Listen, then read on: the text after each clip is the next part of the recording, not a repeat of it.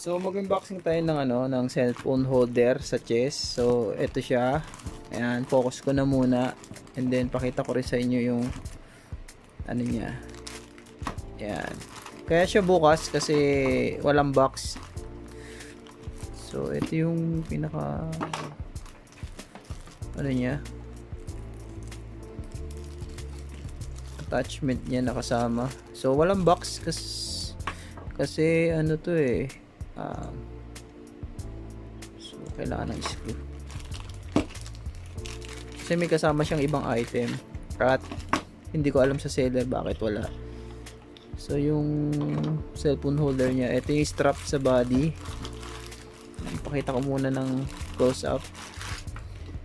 Ayan. So galing China to. Pero matagal na to sa akin. Pero anyway, sprayan natin ng alcohol bago ko isuot. So yun, yung item kanina. So na-sprayan na natin to. So try ko lang isuot muna.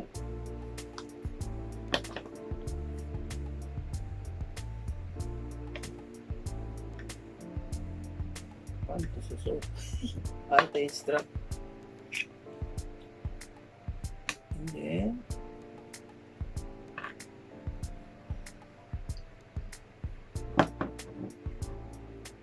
paano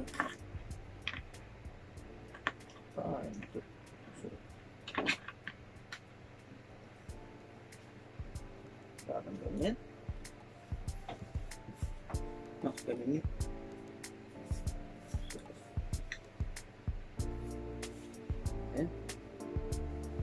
Oh, nice. So medyo ayan, gagamay ko na. Gagamay ko na. Ayan, ganyan yung forma niya. So ito yung adjacent. Okay, pwede.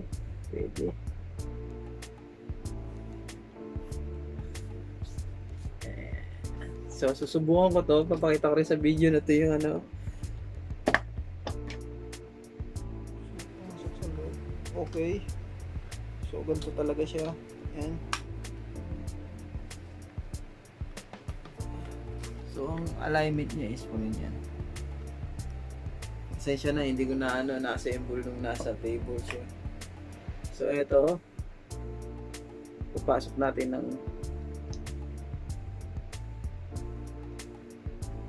yan. And then yan. Makikita nyo, in-insert ko lang siya in between. Yan, natin lang. Yan. Oh, maliwanag na. So ito.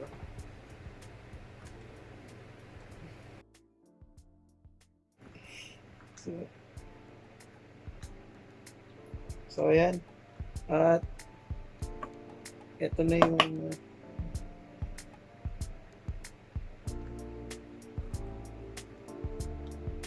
kailangan.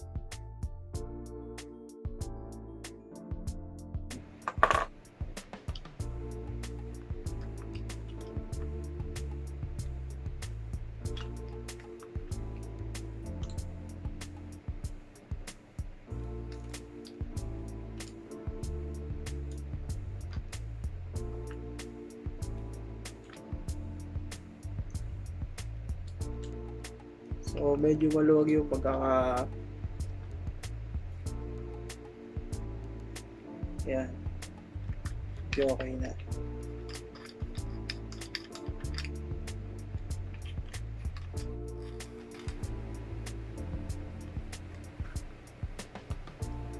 So ganyan yung forma niya. And then testing natin to pang hold ng cellphone.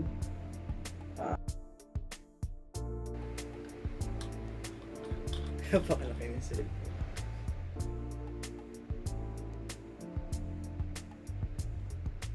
Yan. Thank you.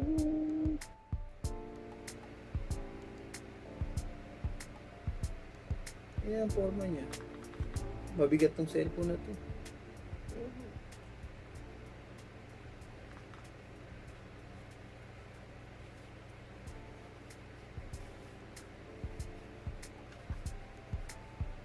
Testing ko sa bike. Okay. Tingnan natin kung uubras na bike.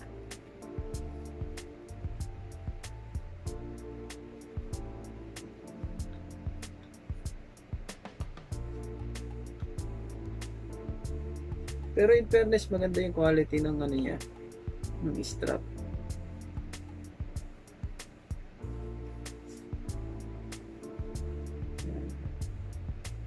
So, testing natin.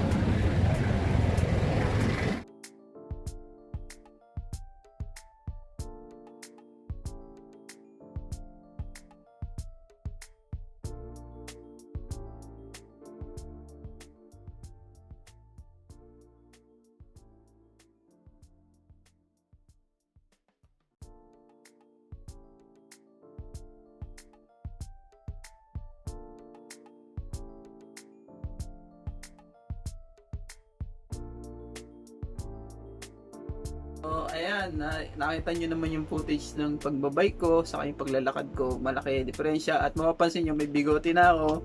Ilang araw na to ginagamit. So, hindi naman siya lumuluwag kung tutuusin na yung tabi. Although, may tendency, ito, yung pinaka-adjustan niya. Ayan. Pero, steady naman siya. So far, so good. So, mapapansin niyo sa pagbabike, napakaganda gamitin dahil ano siya, pwede siya para mag-mistulang dashcam kung sakaling nagbabike kayo. Kung marami yung storage ng cellphone nyo ng memory, maganda, delete nyo na lang pagdating nyo dun sa pupuntahan nyo. Extra protection din. And then, sa paglalakad, matalbog siya, sumasabay siya sa flow ng paglalakad nyo. Yung sa body nyo, sabay siya dahil pero kung pag-uusapan is steady, kung naka-steady ka lang, napakaganda nitong for vlogging talaga. For example, may in-interview ka na kaharap mo for your vlog, okay na okay to dahil siya maganda yung niya maganda yung concept nito Tsaka yung strap, hindi naman siya nakakailang. Although syempre kapag mainit panahon, yan, syempre mainit din. Pero kung durability wise, maganda naman. Yun lang. Yan. Para tumagal nga lang to, steady nyo na lang sa magiging, kung bayokos ka, i-steady nyo na sa pinaka magandang angle na maganda ko. I-test nyo na muna. Yun ang pinaka mapapaya ko. I-test nyo na muna kung paano angle maganda kuha. Kasi pag nagbabike kayo, ang angle depende rin sa bike nyo. Kung ang bike nyo is mountain bike or mga BMX or something yung pang road trip nyo. Depende kasi kung nakayuko kayo magbike or so depende na lang to sa pagkaayos nyo. Pero for vlogging purposes, napakaganda nito. Dito ko siya nabili at sinambahan ko lang to kasama ng mouse at okay siya. Okay, approved to sa akin. Saka yung hindi siya mumurahing strap, kung mapapansin nyo, makapal siya. So lapit natin sa camera. Ayan. So maganda talaga siya, yung quality ng strap, yung quality ng plastic maganda, yung quality ng holder maganda, pati to yung higpitan dito, makikita niyo itong screw, maganda dahil kung mapapansin kayo, may nabibili kayong mga mumurahing mga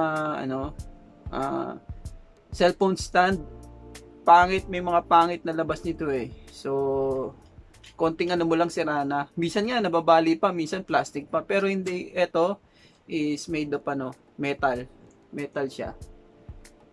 Metal. So, kaya maganda yung kapit niya eh. Once na mahigpitan niyo siya ng sobra. Huwag nyo naman over torque. Pwede, yung ano lang, sakto lang. So, steady na siya. Ayun lang. So, if you like this video, click like and subscribe. Follow my page sa Facebook. Follow and like nyo na rin. Kung magugustuhan nyo, DIY Pinas by Dark Acoustic. At doon nyo nga pala ako pwede makausap sa page na yun.